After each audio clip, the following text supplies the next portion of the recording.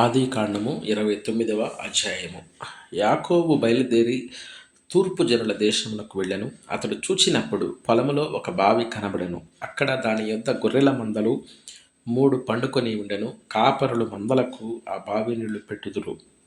ఒక పెద్ద రాయి ఆ బావి మీద మూత వేసి ఉండెను. అక్కడికి మందలన్నీ కూడి వచ్చినప్పుడు బావి మీద నుండి ఆ రాతిని పొర్లించి గొర్రెలకు నీళ్లు పెట్టి తిరిగి బావి మీద రాతిని దాని చోటునుంచుదురు. యాకోబు వారిని చూచి, అన్నలారా, మీరు ఎక్కడి వారిని అడుగగా వారు, మేము హారాను వారము అనిరి. అందుకు అతడు, నాహోరు కుమారుడుకు లాబానును మీరెరుగుదరా అని వారిని అడగగా వారు, ఎరుగుదము అనిరి. మరియు అతడు క్షేమముగా ఉన్నాడా అని అడగగా వారు, క్షేమముగానే ఉన్నాడు. ఇదిగో అతని కుమార్తె అయిన రాహేలు గొర్రెల వెంట వచ్చుచున్నదని చెప్పిరి.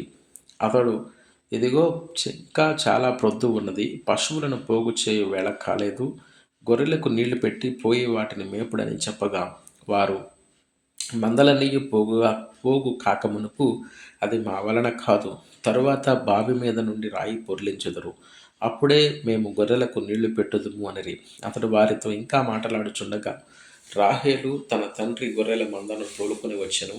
ఆమె వాటిని మేపునది. యాకోబు తన తల్లి సహోదరుడైన లాబాను కుమార్తెయగు రాహేలును, తన తల్లి సహోదరుడు లాబాను గొర్రెలను చూచినప్పుడు అతడు దగ్గరకు వెళ్ళి బావి మీద నుండి రాతిని పొర్లించి తన తల్లి సహోదరుడు లాబాను గొర్రెలకు నీళ్లు పెట్టెను.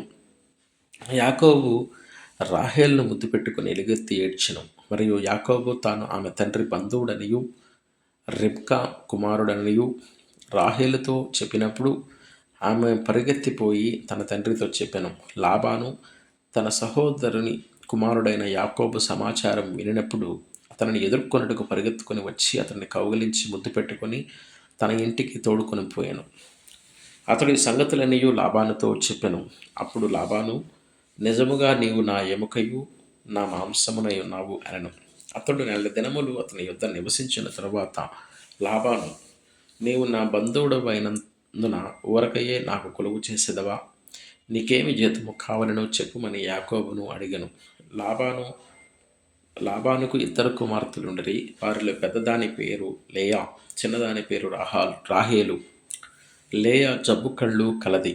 రాహేలు రూపవతియు సుందరియు అయి ఉండెను. యాకోబు రాహేలును ప్రేమించి, నీ చిన్న కుమార్తె అయిన రాహేలు కోసము నీకు 7 సంవత్సరములు కొలువు చేసేదను అనెను. అందుకు లాబాను, ఆమెను అన్యునికిచ్చుట కంటే నీకిచ్చుట మేలు, నా యొద్ద ఉండమని చెప్పగా యాకోబు రాహేలు కోసము 7 సంవత్సరములు కొలువు చేసెను. అయినను అతడు ఆమెను ప్రేమించటం వలన అవి అతనికి కొద్ది దినములుగా తోచెను.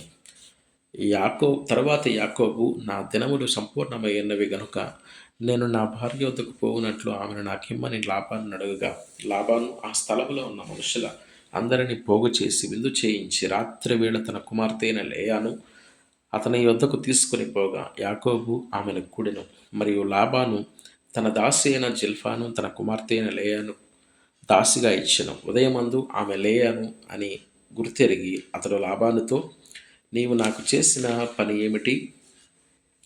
రాహేలు కోసమే కదా నీకు కొలువు చేసేదని, ఎందుకు నన్ను మోసపుచ్చితివి అనేను. అందుకు లాబాను, పెద్దదానికంటే ముందుగా చిన్నదానినిచ్చటం ఆ దేశ మర్యాద కాదు.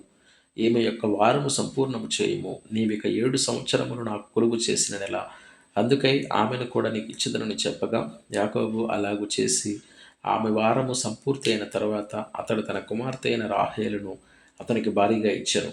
మరియు రాహేలు తన దాసియకు బిల్హాను తన కుమార్తె అయిన రాహేలుకు దాసిగా ఇచ్చెను. యాకోబు రాహేలును కూడెను. మరియు అతడు లేయా కంటే రాహేలును బహుగా ప్రేమించి అతనికి మరి 7 ఏండ్లు కొలువు చేసెను. లేయా ద్వేషింపబడుట యెహోవా చూచి ఆమె గర్భము తెరిచెను. రాహేలు గొడ్రాలై ఉండెను. లేయా గర్భవతి అయి కుమారుని కని, యెహోవా నా శ్రమను చూచి ఉన్నాడు గనుక నా పెనిమిటి నన్ను ప్రేమించును గదా అనుకుని అతనికి రూబేను అని పేరు పెట్టెను. ఆమె మరలా గర్భవతి అయి కుమారుని కని, నేను ద్వేషింపబడుతున్న సంగతి యెహోవా విన్నాడు కనుక ఇతని కూడా నాకు దయచేయును అనుకుని అతనికి షిమ్యోను అని పేరు పెట్టెను.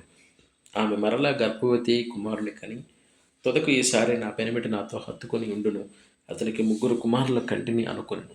అందుచేత అతనికి లేవి అను పేరు పెట్టెను. ఆమె మరలా గర్భవతి కుమారుని కని, ఈసారి యెహోవాను స్తుతించదననుకుని యూదా అని పేరు పెట్టెను. అప్పుడు ఆమెకు కానుపు ఉడిగెను.